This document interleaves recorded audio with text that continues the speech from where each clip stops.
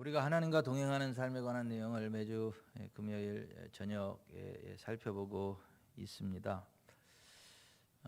성경은 교회 내에 두 종류의 가족이 뒤섞여 있다고 이야기합니다. 하나님의 가족과 마귀의 가족, 하나님의 자녀들과 마귀의 자녀들이 밭에 알곡과 가라지가 섞여져 있는 것처럼 이 세상 교회 안에는 진짜 거듭난 하나님의 자녀, 하나님의 어떤 가족들과 또 교회의 침투에 있는 마귀의 자녀들, 사탄의 가족들이 뒤섞여 있다. 성경은 그것을 말씀하고 있습니다. 우리가 신앙생활하면서 나 자신이 마귀의 자녀가 아니라 하나님의 자녀가 맞는가, 나의 소속이 지옥이 아니라 천국이 맞는가, 이건 늘 확인하면서 하나님과 동행하는 삶을 살아가는 것이 중요하다.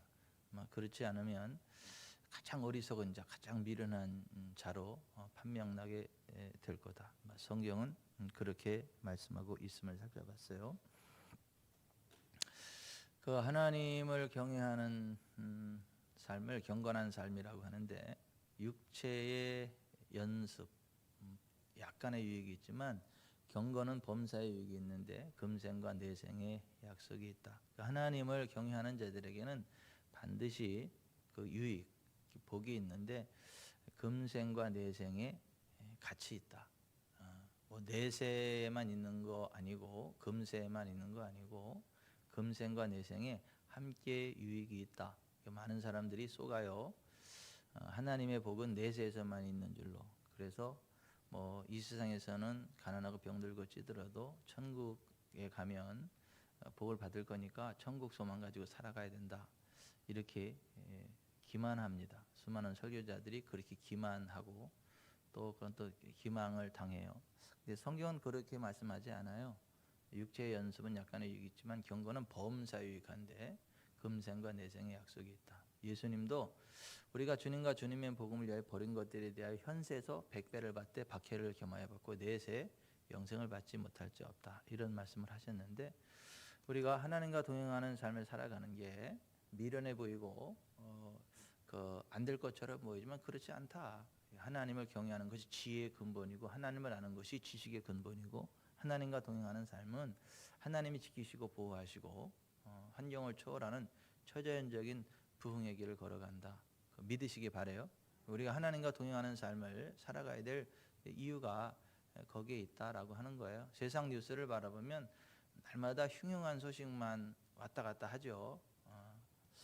막 가슴 아픈 사건들이 일어나기도 하고 또 그 예기치 못한 그 어떠한 슬픈 사건들을 맞닥뜨리기도 하고 그러는데, 우리는 하나님을 경외하는 삶을 살아갑시다.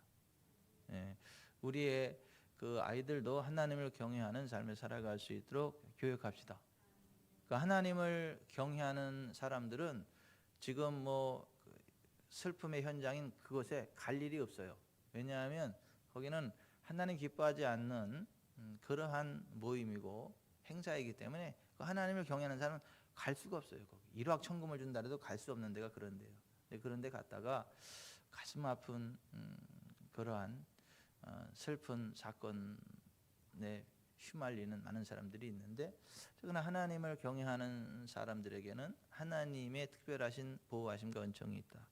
범사의 유익이 있다.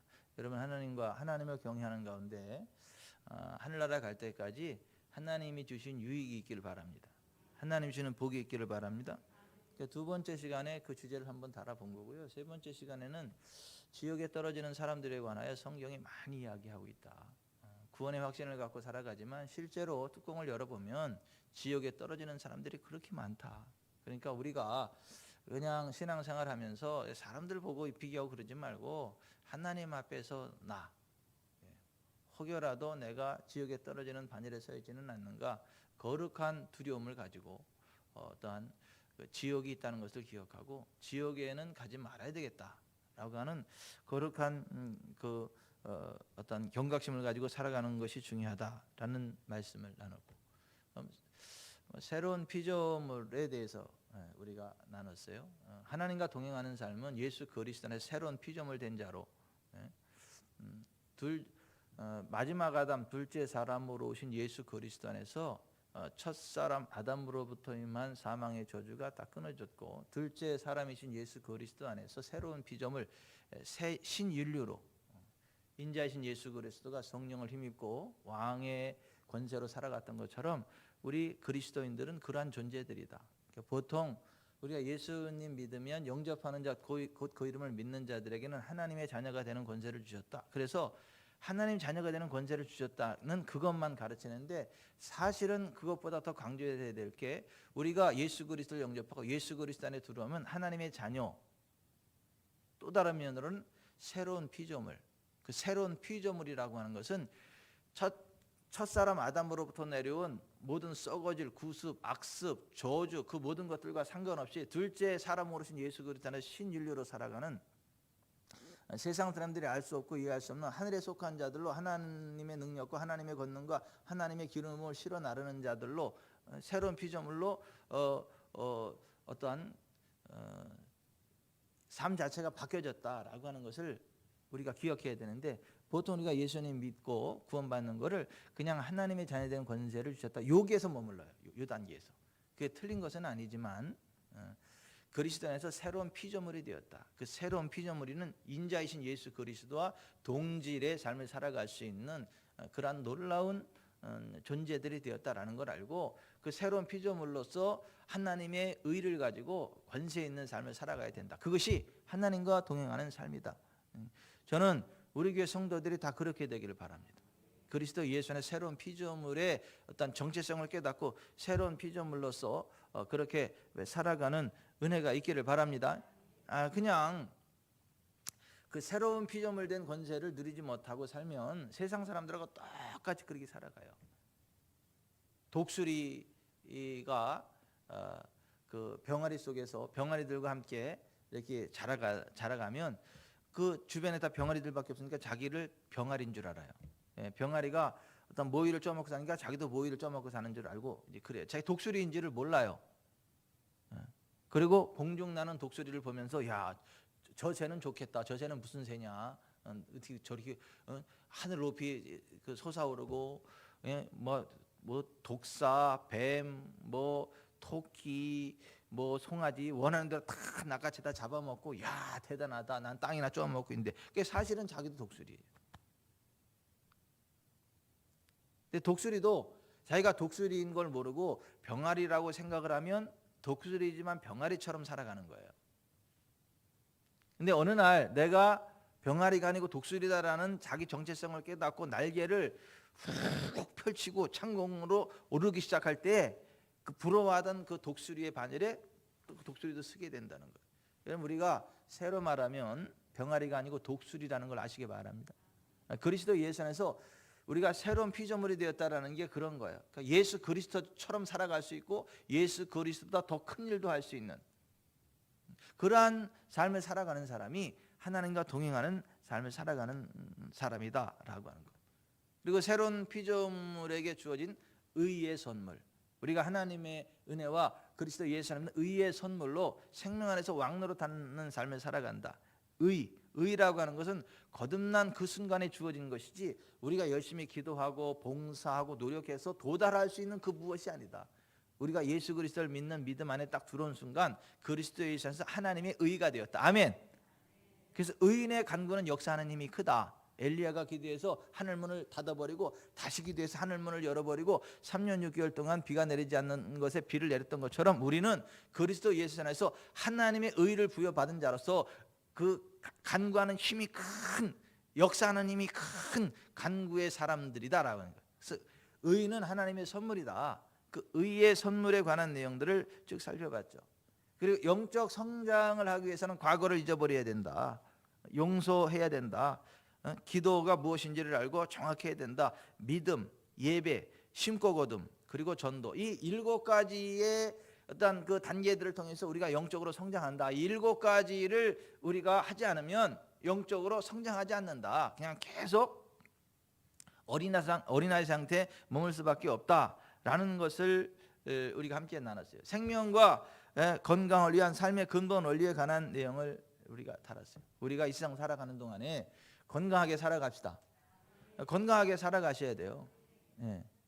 마음도 건강하고 몸도 건강하고 영적으로도 건강하고 경제적으로도 윤택하고 막 그런 원리에 관한 말씀을 우리가 살았어요. 참 속상한 게 하나님의 자녀로서 아파가지고 고통당하고 아무것도 못하고 살면 그게 하나님 기뻐하시겠어요? 난 우리 지구촌 사랑교회 성도들은 호흡이 멈추는 그 순간까지 하나님 부르시는 그 순간까지 건강하길 바랍니다. 몸도 마음도 영혼도 건강하기를 바랍니다. 질병이 한 길로 왔다 가도 7길로 떠나가기를 바랍니다. 모세처럼 하나님 부르시는 그 순간까지 기력이 쇠하지 않기 바랍니다. 눈이 흐리지 않기를 바랍니다. 근데 우리가 그렇게 살아가는 게 하나님의 뜻이에요. 그런데 그렇게 살아가려면 성경에서 그 원리들을 이야기하고 있어요. 그래서 생명 건강을 위한 건강한 삶을 위한 근본 원리에 관한 말씀 7째 시간에 나눴고 그 다음에 8째 시간에 성령님을 의지하고 따라가는 것에 대해서 9번째 시간에 내적 증거를 따라감으로 하나님의 뜻 안에 거하는 것, 하나님과 동행하는 것에 대한 것을 배웠고 하나님이 부르신 부르심에 충성하는 삶에 관하여 또 사랑으로서 역사하는 믿음에 관하여 믿음의 선한 싸움에 관하여 하나님의 긍휼과 인자하심에 관하여 지난 시간까지 쭉 다뤘어요. 우리가 하나님과 동행하는 삶을 살아가는 기초 어떤 진리에 관한 내용들을 함께 나눴어요. 오늘은 그 14번째 시간으로 따라서 합시다. 기름 부음이 멍에를 꺾는다.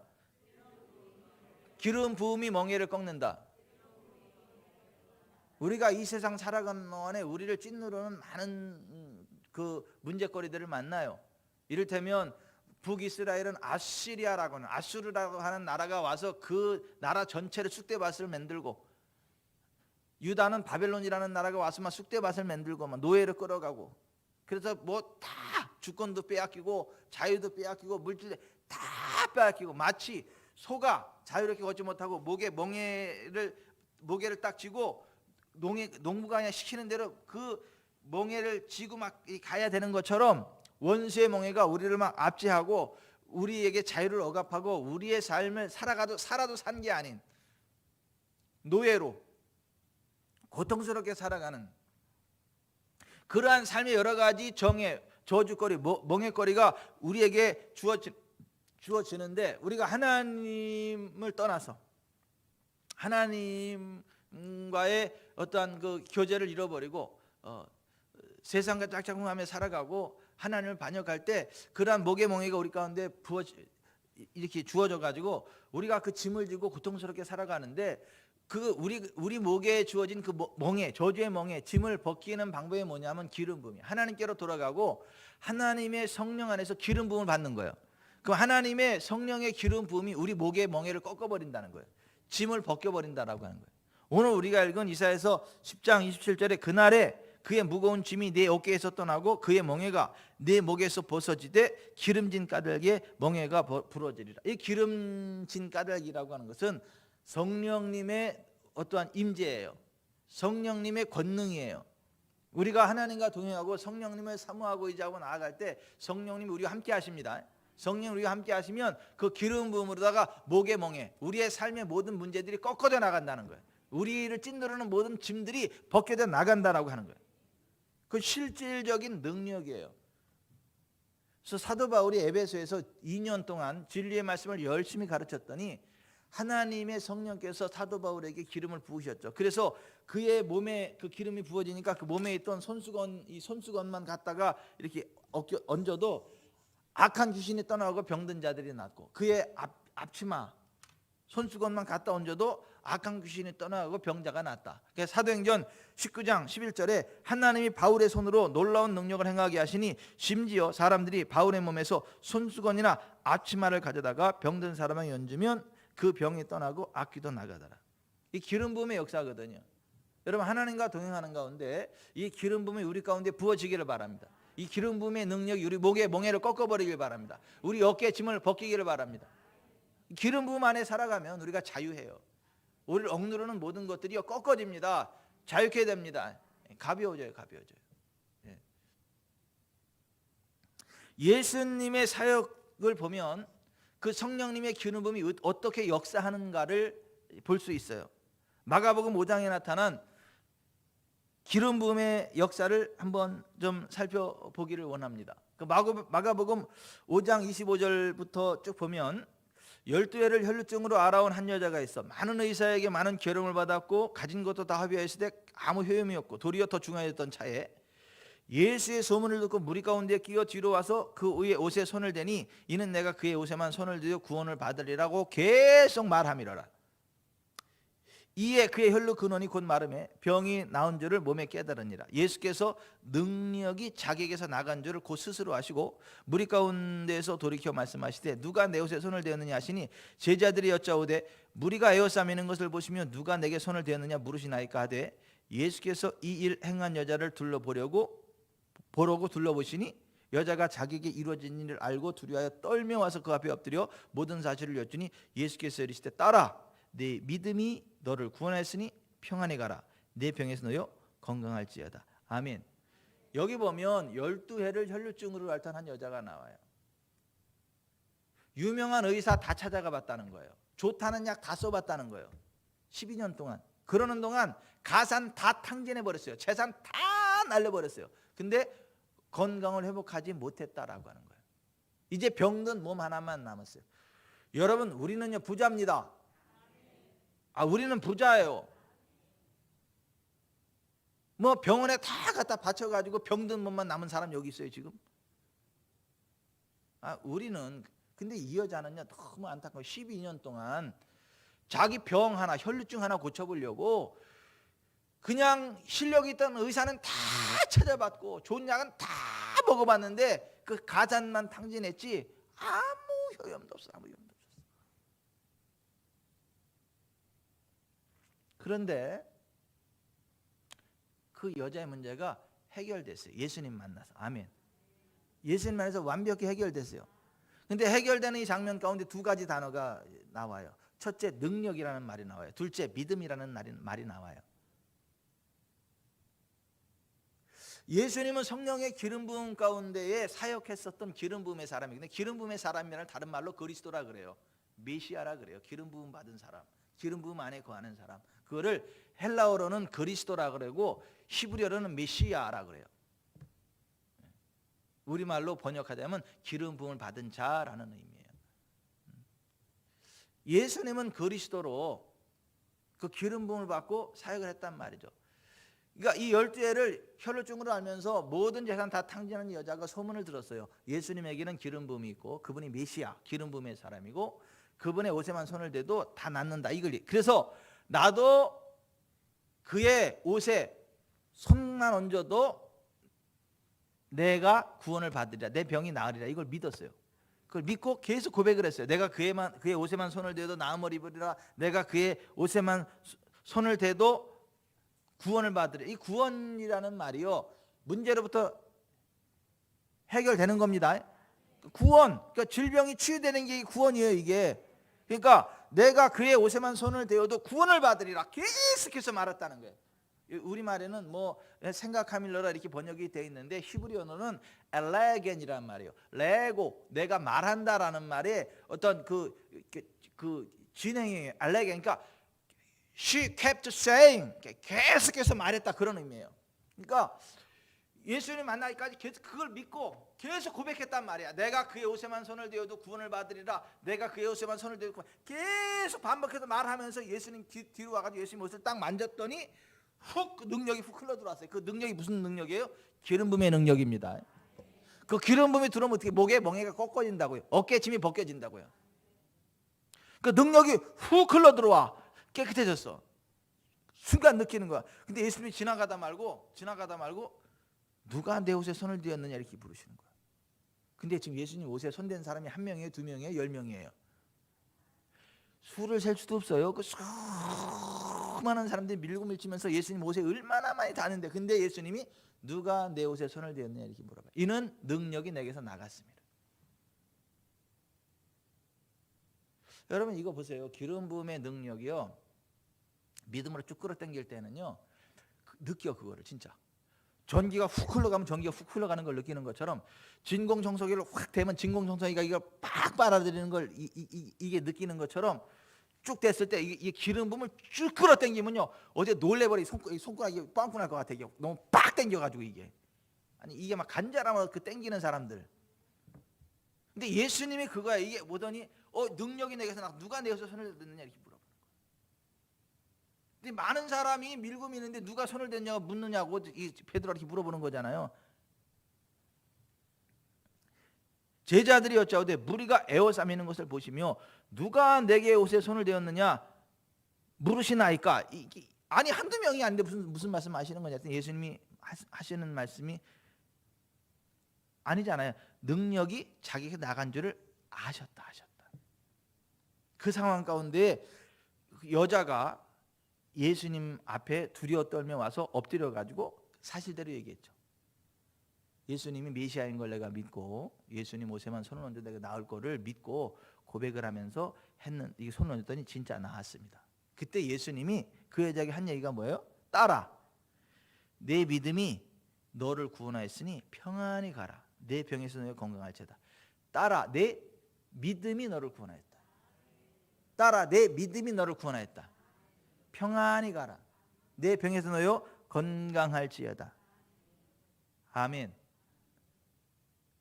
여러분, 이 여자의 그 불치병을 고친 게 기름 부음의 능력이에요? 그 여자의 믿음이에요? 예? 우리는 예수님의 기름 부음이 고쳤다 이렇게 표현해야 될 것 같아요. 그죠? 우리 개념, 기름 부음의 능력으로 치료된 거잖아요. 근데 예수님은 내 기름 부음이 치료했다 이러지 않고, 내 능력이 치료했다 이러지 않고, 따라 내 믿음이 너를 구원했다 이렇게 표현했어요. 그러니까 기름 부음의 능력은 믿음이 있는 사람에게만 흘러갑니다. 그걸 믿고 받아들이는 사람에게만 흘러갑니다. 그래서 내 믿음이 너를 구원하였다 이렇게 말을 하는 거예요. 예수님에게서 흘러나온 치유의 기름 부음이 그 여자를 고쳤지만, 그러나 그 여자의 믿음이 그 기름 부음을 받아들였고 활성화시켰기 때문에 예수님은 내 믿음이 너를 구원하였다라고 말씀하셨다라고 합니다. 그러니까 여러분, 예수님의 사역을 보면 항상 먼저 가르치셨잖아요. 진리의 말씀을 가르치셨잖아요. 왜요? 믿음이 있어야 되니까. 믿음은 들으면서 나니까. 그러니까 진리의 말씀을 가르쳐가지고 믿을 때, 믿는 사람, 그 사람들이 믿을 때 그 믿는 사람들의 모든 병, 모든 것을 다 고쳐버린 거예요. 그러니까 믿는 자는 다 고쳐집니다. 믿는 자는 다 기름 부음을 받습니다. 안 믿어서 그렇지. 안 믿어서 그렇지. 믿는 만큼 자기 것으로 이렇게. 오늘 저녁을 먹는데 은지가 깜짝 놀랐대요. 목사님 밥을 이렇게 정광석하는 말은 안 썼는데 하여튼 밥을 이렇게 빨리 드시냐고, 안 취하시냐고 그렇게 먹고 다다다다다다. 장로님이 밥 한 공기 더 시켜요? 그랬어요. 아니요.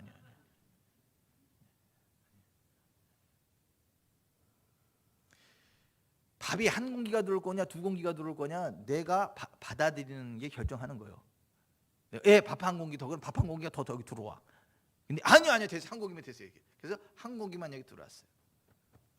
그런 식으로 하나님의 기름 부음은, 하나님의 치유의 기름 부음은 생명의 떡이에요. 생명의 양식이에요.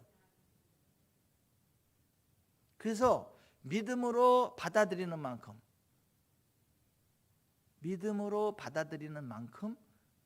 그 사람에게 흘러 들어가요. 그래서 예수님이 내 능력이 너를 치료하였다 이게 아니고, 나의 기름 부음이 너를 고쳤다 이게 아니고, 따라 내 믿음이 너를 구원했으니 평안히 가라. 내 병이 너요 건강할지어다 라고 말씀하신 거예요. 여러분, 예수님 옷자락에 손댄 사람이 한두 명이에요? 예수님 옷에 붙인 사람이 한두 명이니까 아니죠. 수를 헤아릴 수 없을 정도로 많은 사람들이 예수님 옷자락에 이렇게 접촉이 된데 왜 그 사람들에게는 그 능력이 안 흘러갑니까? 믿지 않으니까. 이 여인과 같은 간절한 믿음이 없으니까. 내가 그의 옷에만 손을 대어도 구원을 받으리라는 간절한 믿음과 그 믿음의 고백과 믿음의 행동이 없으니까 한 사람에게도 그 기름 부음의 능력이 흘러가지 않는 거예요. 오늘날도 마찬가지예요. 똑같은 그 장소에서 똑같이 예배를 드리는데 어떤 사람에게는 기름 부음이 훅훅 흘러 들어가는데 어떤 사람에게는 안 들어가요. 왜 그렇죠? 하나님이 편애하시는 게 아니고, 하나님이 기름 부음을 특별한 사람에게만 주시는 게 아니고, 그 사모함이 없어서 그래요. 그 믿음이 없어서 그래요. 그 받아들이는 그 믿음이 없어서 그렇다고요. 네 믿음대로 될지어다. 여러분, 기름 부음을 사모하시기 바랍니다. 기름 부음을 받아들이시기 바랍니다. 예수님의 사역은 성령님의 기름 부음 안에서 진행된 사역이고, 그 성령님의 기름 부음은 믿음으로 받아들이는 자들에게만 역사했다라고 하는 거예요. 예수님의 사역은 기름 부음의 사역이에요. 그래서 사도행전 10장 38절에 보면 하나님이 나사렛 예수에게 성령과 능력을 기름 붓듯 하셨으며 그가 두루 다니시며 선한 일을 행하시고 마귀에게 눌린 모든 사람을 고치셨으니 이는 하나님이 함께 하셨습니다. 예수님이 하나님과 동행하는 삶을 살아갔는데 기름 부음의 능력 안에서 하나님과 동행하는 삶을 살아갔다는 거예요. 예수님이 공생에 들어가면서 제일 처음으로 이사야서 60장을 읽으시면서 이렇게 말씀하신 거잖아요. 주의 성령이 내게 임하셨으니 이는 가난한 자에게 복음을 전하게 하시려고 내게 기름을 부으시고 나를 보내사 포로된 자에게 자유를, 눈먼 자에게 다시 보게 함을 전파하며 눌린 자를 자유롭게 하고 주의 은혜를 전파하게 하려 하심이라 하였더라. 이에 예수께서 그들에게 말씀하시되 이 글이 오늘 너희 귀에 응하였느니라. 아멘. 예수님의 사역은 기름 부음의 사역이었다고요. 그 기름 부음의 사역은 그것을 믿는 자들에게만 흘러 들어갔다라고 하는 거예요.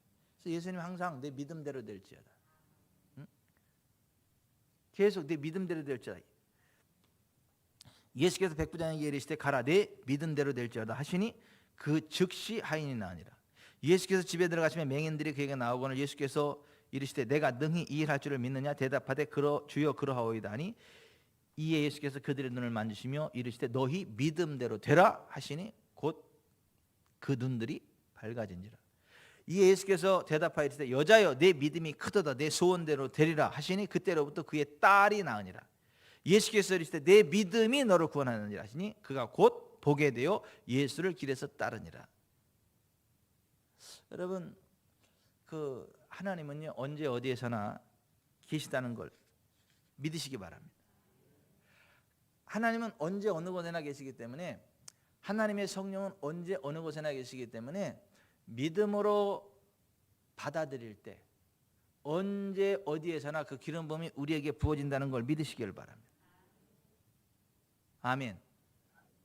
우리가 그걸 믿지 않아서 그렇지 믿음으로 받아들이면 성령님의 기름 부음은 언제 어디에서나 옵니다.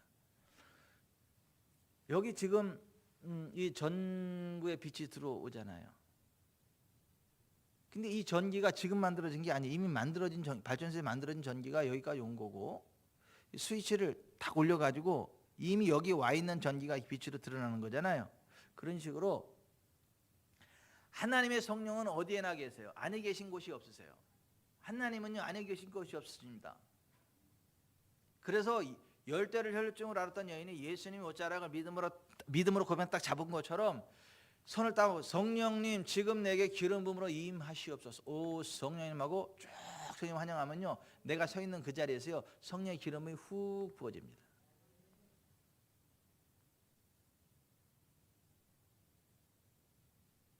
또 우리가 누군가에게 성령님 기름 부음의 능력을 임하십시오 그리고 쭉 손을 얹으면요 이 손을 타고 기름 부음이 훅 흘러 들어갑니다. 근데 그 기름 부음은 믿음이 있는 곳에만 흘러가요. 믿음의 사람들에게만 흘러갑니다.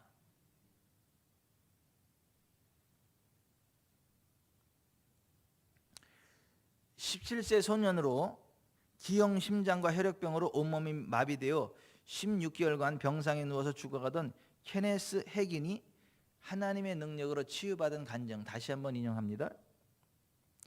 케네스 해긴은 16개월 동안 내내 치유를 받게 해달라고 하나님께 기도로 매달렸습니다. 하나님께서 그를 고쳐주실 것을 기대하면서 기도하고 부르짖고 또 기도하고 부르짖기를 거듭거듭하였습니다.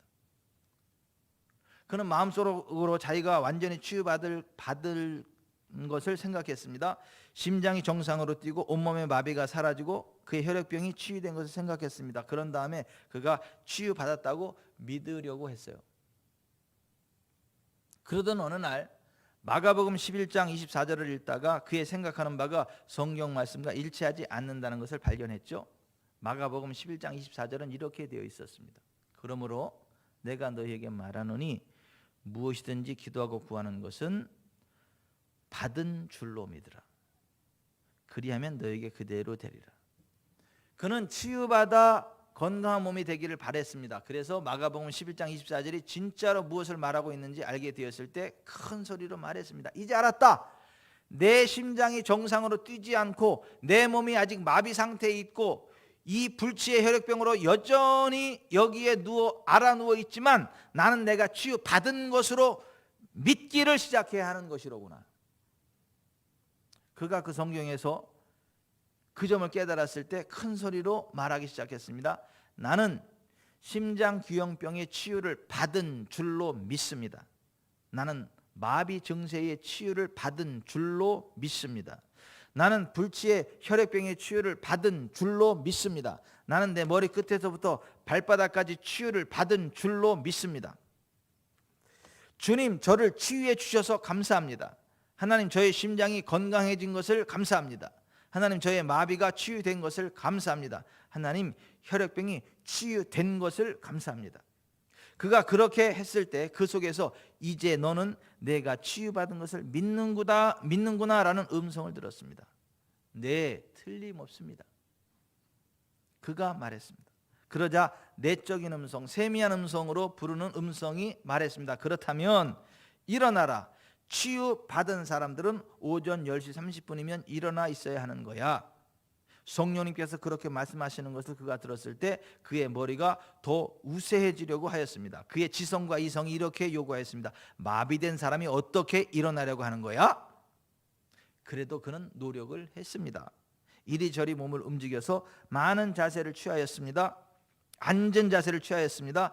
겨우겨우 해서 그의 양발을 침대에서 내려뜨려서 침대 다리를 두 발로 감싸 안고 그의 몸을 의지했습니다. 그는 양팔을 완전히 사용할 수 없었기 때문에 그저 침대 다리의 몸을 의지할 수밖에 없었습니다. 그 다음에 그는 큰 소리로 말했습니다.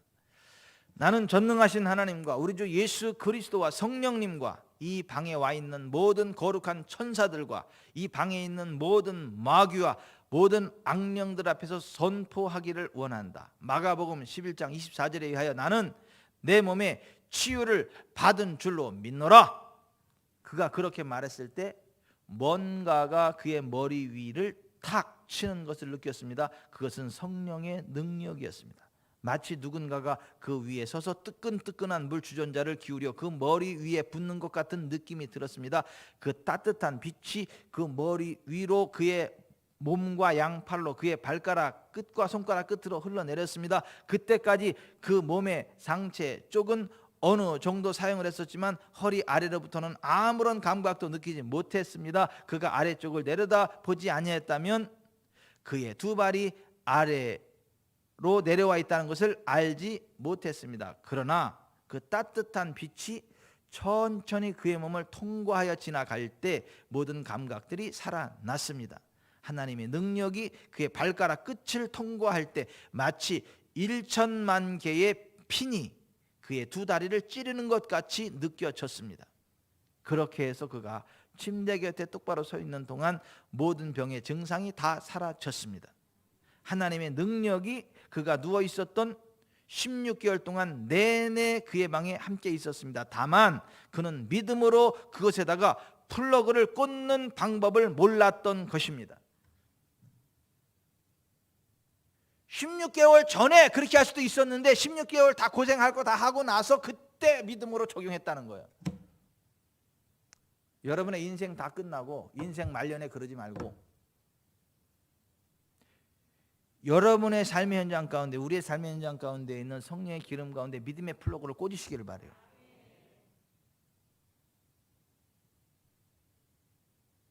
다시 말씀드려요. 기름 부음 안에서 우리는 안 아파도 돼요. 안 약해도 돼요. 안 가난해도 돼요. 여러분, 하나님이 길을 여십니다. 하나님이 길을 여신다니까요. 하나님이 아이템을 주신다니까요. 생각지 않았던 길을 여신다니까요. 어느 세월에 돈 벌어가지고 그렇게 생각하지 마세요. 그냥 하나님이 그냥 하십니다. 하나님을 기대하세요. 그 기름 부음의 능력은 모든 멍에를 꺾어버린다니까요. 모든 짐을 벗기신다니까요.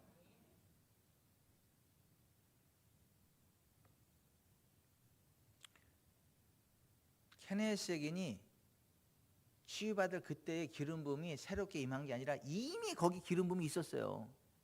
이미 있었다니까요. 근데 그걸 믿음으로 취한 게 그때예요, 그때.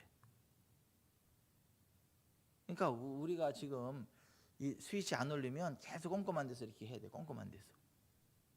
근데 스위치를 올리니까 화난 데서 하는 거예요.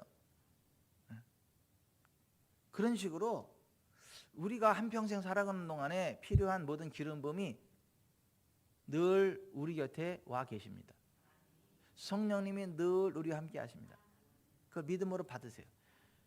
에이구, 뭐 이렇게 또 너무 극단적으로 나가 이렇게 뭐 치유해 주는 건 나도 알지. 그치, 뭐 치유하지. 하나님이 다 치유하간. 그러면 좋겠지 나도. 나도 옛날에 잘 된 적이 있어. 근데 뭐 항상 잘 돼간. 너무 그렇게 극단적으로 그러지 마. 천국 소망하면서 살아야지. 뭐 이 세상에 뭔 그 미련이 많아가지고. 천국 소망하면서 살아야지. 천국 소망하면서. 병 걸려도 감사하면서 살아야지. 안 돼도 감사하면서 살아야지. 감사해. 그렇게 이야기하면 안 돼요. 그렇게 이야기하면 안 된다고요. 근데 주변에는 그렇게 이야기하는 사람이 너무 많아요. 아니에요. 기름 부음이 항상 우리 곁에 있습니다. 성령님 안에 계신 곳이 없어요. 하나님 안에 계신 곳이 없습니다. 자카르타에도 계셔가지고 자카르타에서 기름 부음 받고 여기 쭉 와가지고 병원에서 이렇게 딱 체크해 보니까 다 좋아졌다 그러잖아. 당연하지 그게. 박한자 집사님도 신났어. 막 목사님 병원에 갔는데요 깨끗하대요. 당연하죠. 당연하죠. 나도 맨날 믿음으로 고백하고 선포했거든요. 막 또 목사님도 기도 부탁하고 뭐 박혜성 원사님도 기도 부탁하고 뭐 막 그렇게 했는데 깨끗하답니다. 당연하죠. 할렐루야. 그래도 감사해요. 근데 여러분 보세요. 그 기름 부음은요 우리 멍에를 꺾어버립니다. 어깨에 짐을 벗기십니다. 우리를 자유케 하십니다. 사렙다 과부의 그 기근의 문제를 해결해 버립니다. 나만의 불치의 나병을 해결해 버립니다. 예수님처럼 왕의 권세를 가지고 살아가게 하십니다. 아멘. 여러분 우리가 그걸 누려야 돼요. 우리가 믿음으로 취해야 된다니까요. 믿음으로 취하고 누려야 된다니까요. 누가복음 5장 17절에 하루는 가르치실 때에 갈릴리의 각 마을과 유대와 예루살렘에서 온 바리새인과 율법 교사들이 앉았는데 병을 고치는 주의 능력이 예수와 함께 하더라. 이렇게 되어 있어요. 여기 보면 사람들을 치유하는 주의 능력이 그곳에 있었어요. 병을 고치는 주의 능력이 그곳에 있었지만 한 사람도 치유받았다는 언급이 없어요. 아니 병을 고치는 주의 능력이 예수님과 함께 있었는데 치유받았다는 얘기가 하나도 없어. 유일하게 치료받은 사람이 어떤 사람이냐 하면 그 많은 군중들 가운데에 친구 4명이 침상에 줄을 매가지고 예수님 지붕을 뚫어버리고 내려보낸 그 중국인이 하나만 치료받았어. 아니 병을 고치는 주의 능력이 예수님과 함께 하는데 치유받은 사람은 한 사람밖에 없다니까요. 여러분 그 기름 부음의 능력이 있는 사람이 흘러갑니다. 믿음에게 사람에게만 흘러갑니다. 그래서 누가복음 5장 17절에 보면 이렇게 돼 있어요. 하루는 가르칠 때에 갈릴리의 각 마을과 유대와 예루살렘에서 온 바리새인과 율법 교사들이 앉았는데 병을 고치는 주의 능력이 예수와 함께 하더라. 한 중풍병자를 사람들이 침상에 메고 와서 예수 앞에 들여놓고자 했으나 무리 때문에 메고 들어갈 길을 얻지 못한지라 지붕에 올라가 기와를 벗기고 병자를 침상째 무리 가운데로 예수 앞에 달아내리니 예수께서 그들의 믿음을 보시고 이르시되 이 사람아 내 죄 사함을 받았느니라 하시니 서기관과 바리새인들이 생각하이르되 이 신성모독하는 자가 누구냐 오직 하나님 외에 누가 능히 죄를 사하겠느냐. 예수께서 그 생각을 하시고 대답하여 이르시되 너희 마음에 무슨 생각을 하느냐. 내 죄 사함을 받았느니라 하는 말과 일어나 걸어가라 하는 말이 어느 것이 쉽겠느냐. 그러나 인자가 땅에서 죄를 사하는 권세가 있는 줄을 너희로 알게 하리라 하시고 중풍병자에게 말씀하시되 내가 내게 이르노니 일어나 내 침상을 가지고 집으로 가라 하시매 그 사람이 그들 앞에서 곧 일어나 그 누웠던 것을 가지고 하나님께 영광을 돌리며 자기 집으로 돌아가니 모든 사람이 놀라 하나님께 영광을 돌리며 심히 두려워하여 이르되 오늘 우리가 놀라운 일을 보았다 하니라. 아멘. 아니 병을 고치는 주의 능력이 그곳에 함께하고 있었는데 고침받은 사람은 그 중병자 한 사람이라니까. 아니 수많은 무리들이 거기 몰려와 있어요. 고침받은 사람은 중병자 하나야. 왜요? 그 내 친구가 그만 믿은 거야. 내가 요새는 안 그런데 옛날엔 목회자 카페 같은 데 막 가가지고 제가 치유 간증을 많이 올렸어요. 이렇게 막 치유 간증들 이렇게 쭉 올렸어요. 그랬더니 이자가 저요 올린 사람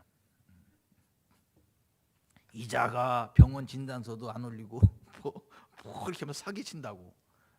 내가 올리는 것마다 사기친데 내가 사기칠 이유가 뭐가 있어. 내가 그 하나님이 치유했다 그러는데 아니 기도해서 치유가 이래서 그 치유했다 그러는데 절대 안 믿어. 절대 목사님들이 안 믿어요. 사기친다 그래. 저를 사기꾼 취급해.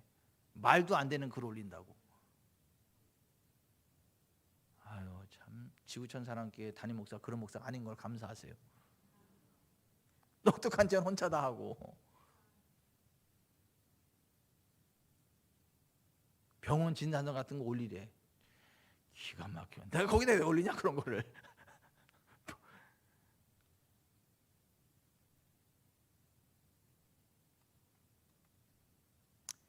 여러분 믿음이 이깁니다. 믿어야 돼요. 믿느냐? 믿나이다. 내 믿음대로 될지어다. 제발 좀 믿으세요. 여러분 예수님 안에 죄사함이 있는 것처럼 치유가 있어요. 부요가 있어요. 하늘의 권세가 있어요. 하늘의 왕의 권세가 있다고요. 천사들이 함께 한다고요. 우리는 예수님처럼 살아가는 거예요. 우리 예수님처럼 살아가는 거예요. 예수님처럼 권세 있게 살아가는 거. 아멘. 믿으세요. 지겹게 안 믿어. 진짜 지겹게 안 믿어. 진짜.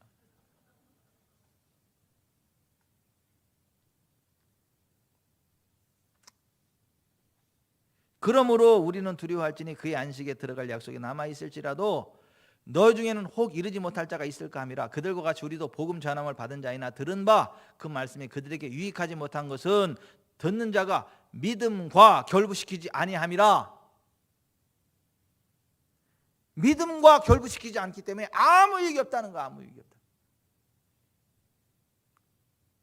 그냥 성경이 그러면 그렇다고 믿으세요.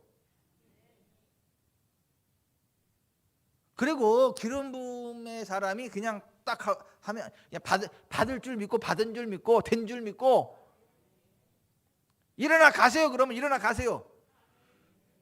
내가 뭔 줄을 아니까 여기 왔죠. 근데 어떻게 일어나라 그러세요? 이렇게 해야지 나를. 그러지 말라고. 침상을 들고 가라.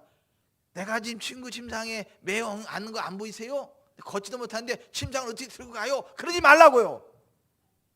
그냥 일어나 침상을 들고 가라 그러면 일어나고 침상 들고 가요. 그럼 돼요 그냥.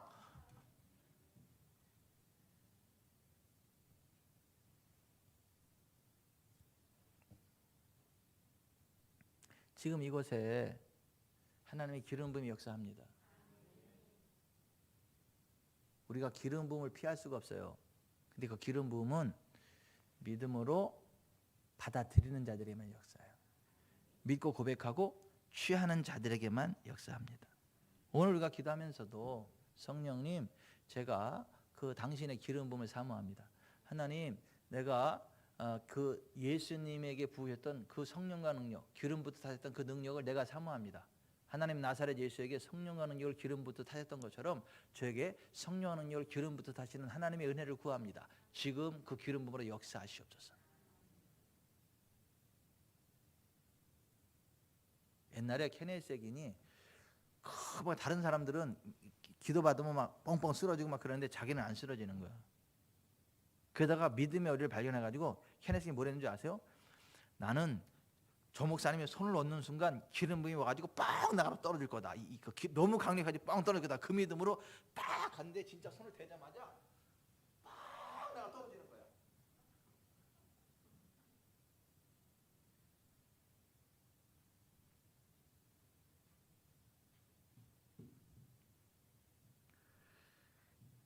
하나님의 기름 부음은 무제한인데 믿음으로 결부시키는 자만 그렇다니까. 그 은혜를 누린다니까요. 아멘. 제 신학교 동기 가운데 이런 분 있어요. 야, 네 손에서 불 나오냐? 불 나오면 말도 하지 마라.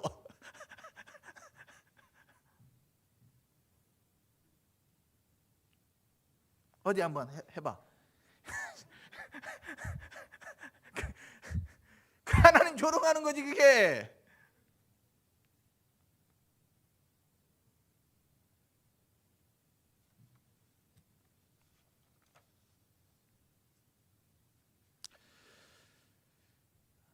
가장 쉬운 방법은 기름 부음의 사람으로부터 안수받는 게 제일 쉬워요.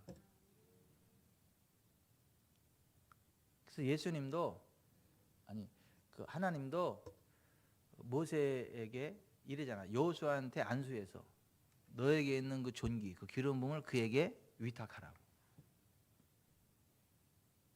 여호와께서 모세에게 그에게 이르시되 눈의 아들 여호수아는 그 안에 영이 머무는 자니 너는 데려다가 그에게 안수하고 그를 제사장 엘르아살과 온 회중 앞에 세우고 그들의 목전에서 그에게 위탁하여 내 존귀를 그에게 돌려 이스라엘 자손의 온 회중을 그에게 복종하게 하라. 사도 바울도 로마 교회를 향해서 이렇게 얘기하잖아요. 어떻게 하든지 이제 하나님의 뜻 안에서 너희에게로 나아가 좋은 길 얻기를 구하노라. 내가 너희 보기를 간절히 원하는 것은 어떤 신령한 은사를 너희에게 나누어 주어 너희를 견고하게 하려 함이니.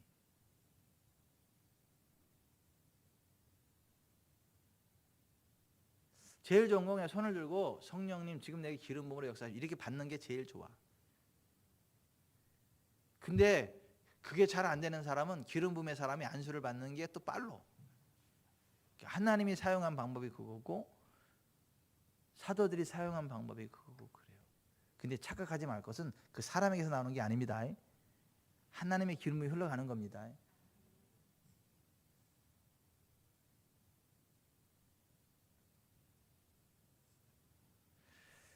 발전소의 전기가 연결해도 이 전구에 불이 안 들어오는 이유가 셋이라 그러더라고. 발전소의 전기를 딱 연결했는데 빛이 안 들어오는 이유가 셋이라 그러고, 첫째, 발전소가 고장 났을 때. 둘째, 전선이 끊어졌을 때. 셋째, 전구가 끊어졌을 때. 근데 발전소인 하나님은 고장 안 납니다.